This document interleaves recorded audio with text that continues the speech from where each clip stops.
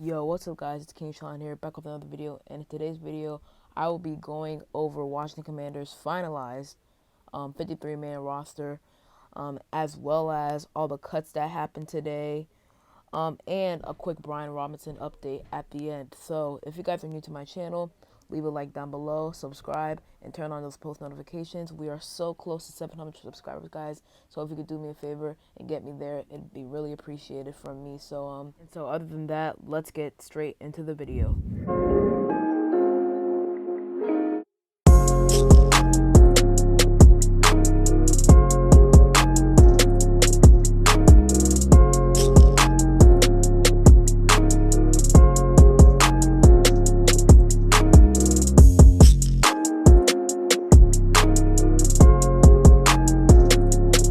So first, before we get to the actual roster breakdown, I first want to go over all the cuts that happened today, because in order to get to 53, we obviously had to make some cuts.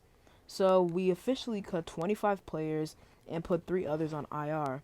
Let's start with the not so notable / surprising cuts, like players we expect to get cut. So obviously guys like Kendall Blayton, Reggie Bonifon, Tyler Clark, Matt Cole. Corn Elder's kind of a surprise because we kind of don't have a great cornerback depth right now, but he wasn't great in the preseason, so I can understand it. Alex Erickson, he was pretty good in the preseason, but there was just other guys that played better than him. Farrod Gardner, Justin Hamilton, Jake Houseman, Kaliki Hudson is kind of a surprise.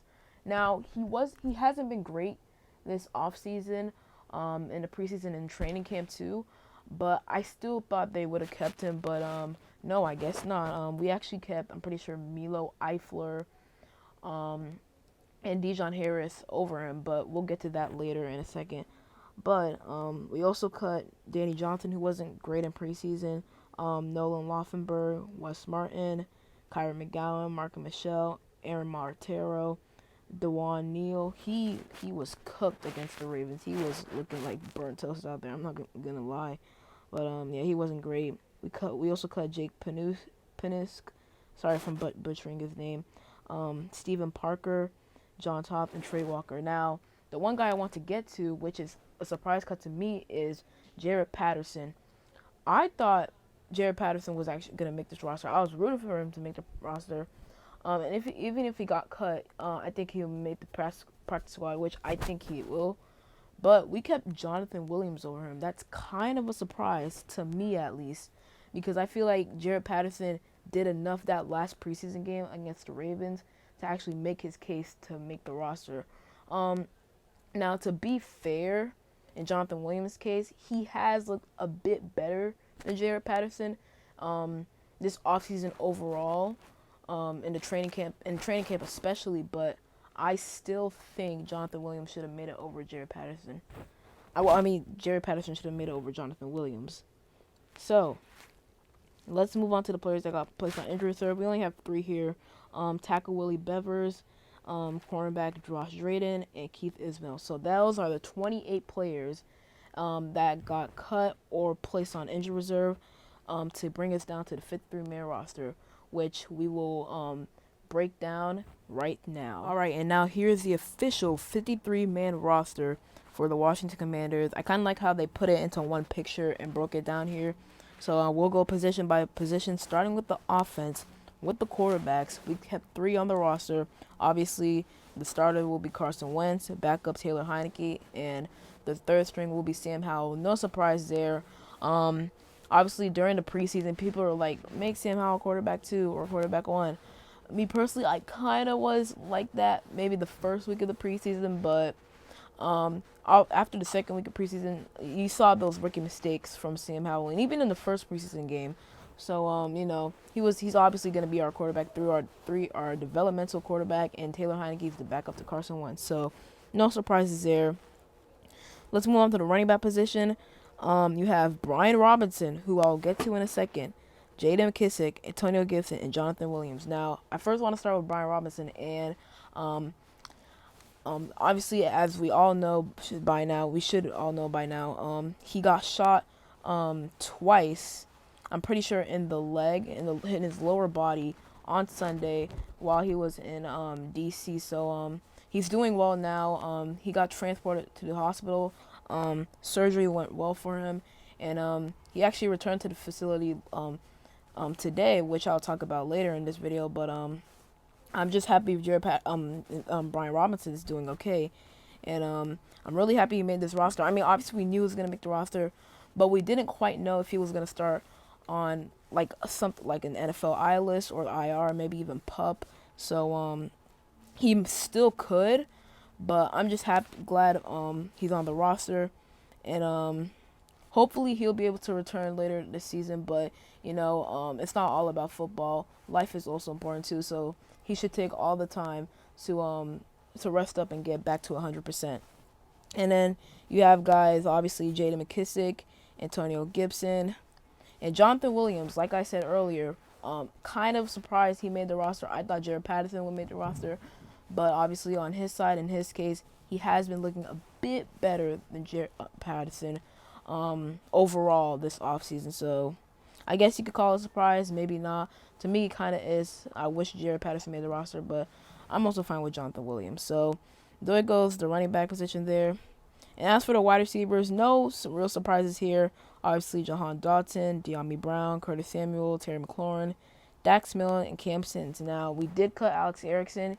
When we brought him in, he was supposed to be our punt returner / kick returner, but he just didn't show that in the preseason.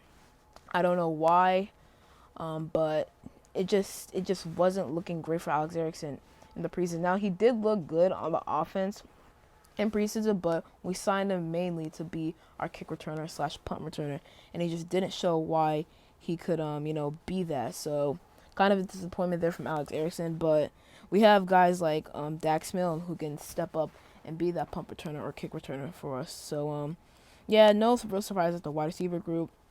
Moving on to the tight ends, however, we did keep 5, which is kind of a surprise. I thought we'd keep 4 tight ends, because we don't know if Logan Thomas will be able to play week 1 or not. It's looking like that, but just to be case, we might keep an extra tight end. But I'm kind of surprised we kept 5, and those 5 are Armani Rogers, Logan Thomas, Cole Turner, John Bates, and Curtis Hodges.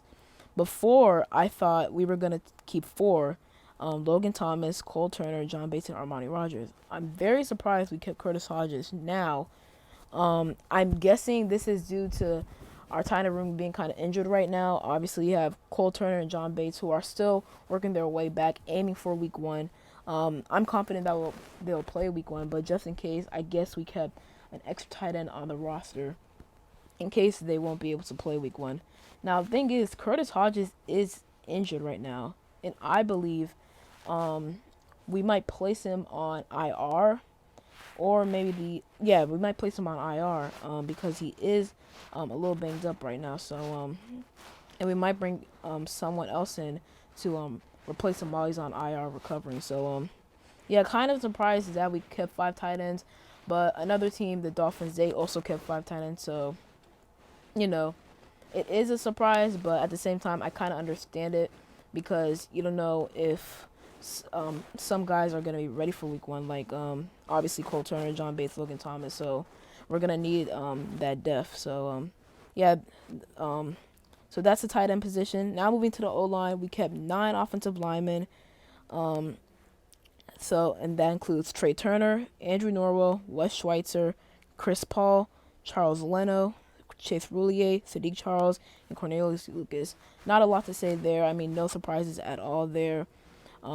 We only kept 1 center, but technically we have 2 centers on our roster, since Wes Schweitzer can actually play both guard and center, mainly guard, but he can also play really well at center if we need him to. So no real surprise at the line position. I really like what I saw from Chris Paul from the preseason. I'm actually pretty excited to see what depth he can bring to the team. Moving on to the defense, and keep in mind, a lot of things on the initial 53-man roster could change within a week or maybe even a few days. So like when you see we only have 4 cornerbacks on our roster: William Jackson, Benjamin St-Juste, Kendall Fuller, Christian Holmes. We could sign someone off of free agency or pick up someone off of waivers, as well as the linebacking group. We kept 5, but it's not the ones you think. Obviously, Cole Holcomb, Jamin Davis were expected, as well as David Mayo. But Dijon Harris and Milo Eifler were kind of surprises. So we might make changes to that room too. But let's start with the D line group. So defensive ends first. We kept five: Shaka Tony, Montez Sweat, Casey Tuhill, James Smith Williams, and F.A. Obata. And note, Chase Young is on the PUP list for the first 4 weeks of the season, so he doesn't count against the roster right now. So, and once he's back, we can probably release a guy in and bring him back on the 53-man roster. But this was kind of exciting. I was kind of shocked that we did release William Bradley King. I thought he would make the roster. I thought he would make the roster over F.A. Obata, actually. I know F.A. Obata has looked pretty good this training camp and preseason, but I think William Bradley King has looked a bit better than him. So I thought he would make the roster, but he could come back to the practice squad, and if he did, I'd be really happy. So no surprises really there. And moving on to the D tackle position, we kept four: Daniel Wise, Jonathan Allen, Deron Payne, and Fedarian Mathis. Now, me personally, I thought we'd keep five defensive tackle. I thought David Bada would make the roster, but maybe we'll bring him back, and maybe he can make the practice squad. So yeah, but there's no surprises there really. Daniel Wise had a really good preseason, so I'm pretty happy he made the roster. Obviously, I just went over the linebacking group: Dijon Harris, Milo Eifler, David Mayo, Cole Holcomb, Jamin Davis. Milo Eifler and Dijon Harris are kind of surprises. Dijon Harris is more surprising than Milo Eifler. We did cut Kalika Hudson, as I said earlier. That's kind of a surprise, but not really. To me, it's not, because he's been looking pretty, like, not very good during the preseason and training camp, basically over the course of the offseason. So it wasn't really looking too good for him. So we kept Dijon Harris and Milo Eifler over him, and obviously, as I said earlier, we could still make changes to this group. So keep that in mind. Moving on to the DBs, the cornerbacks. Obviously, I went over that earlier as well. William Jackson, Benjamin St-Juste, Kendall Fuller, and Christian Holmes. Now, hopefully, we'll add one more cornerback. I'm pretty sure we will, because there's no way we're keeping four cornerbacks on the roster. Our starting three cornerbacks are William Jackson on the outside, Kendall Fuller on the opposite side, and then Benjamin St-Juste in the slot. If one of them gets hurt, we're down to only three cornerbacks, and that means Christian Holmes, our 7th-round pick, would have to start at one of those positions for us. So that wouldn't be too great. So hopefully we will sign someone. I think we will. Hopefully the person we sign is good. We just need depth right now at the cornerback position. So I guess it doesn't really matter who we really sign. But yeah. Now that we covered that, moving on to the safeties, we kept five. Bobby McCain, Derek Forrest, Cameron Curl, Percy Butler, Jeremy Reeves. No surprises there. I thought we would keep five, and these are the exact five I thought we would keep. We did cut Stephen Parker, who he looked good in week one of preseason, and he looked pretty good throughout training camp, but he didn't do much week 2 and 3 of the preseason, so I guess that's why he didn't make the roster. Jeremy Reeves looks way better than him week 3 of the preseason than he looked throughout the entire offseason. Stephen Parker, in my opinion. So Jeremy Reeves definitely earned his case to make the roster, which he did. So yeah, and obviously for the three special team guys, we obviously kept Tress Way, Joey Slye, Cameron Cheeseman. Hopefully Joey Slye don't be missing kicks like that, like he was missing in the preseason. Hopefully he makes all his kicks this season, if not all, 99% of them. So yeah. And overall, we kept 27 players on offense, 23 players on defense, and 3 players on special teams. Quick Brian Robinson update. I won't go into it too much because you guys should already know about it by now. But he was back at the team's facility earlier today, visiting the team doctors. I'm going over what the plan is for him this season, how he's going to recover. And I'm just so happy Brian Robinson is okay. He's back at the facility. He met up with a few of the guys, the coaches. Here are some pictures here as well. As you can see, he is on crunches, as expected, obviously. And hopefully they don't rush him back at all. I want Brian Robinson to take all the time he needs to come back. If he doesn't come back this season, he'll come back in next season stronger than ever. But if he does come back this season, I feel like he's going to be great. I really, really, really hope he still has a football career in him. I really hope this incident this incident doesn't end his football career, which it's not. It's not. It's a good thing. It's not a long-term issue at all. So I'm just really happy Brian Robinson is okay and he's back with the team at the facility. I really hope you guys enjoyed that video. Everything I discussed in this video, from the 53-man roster breakdown to the cuts to the Brian Robinson update. Really hope you guys enjoyed. Once again, please, if you guys could get me to 700 subscribers. We are just there, right around the corner. So if you guys do that, that would be amazing. So I hope you guys enjoyed, and I'll see you in the next one. Peace.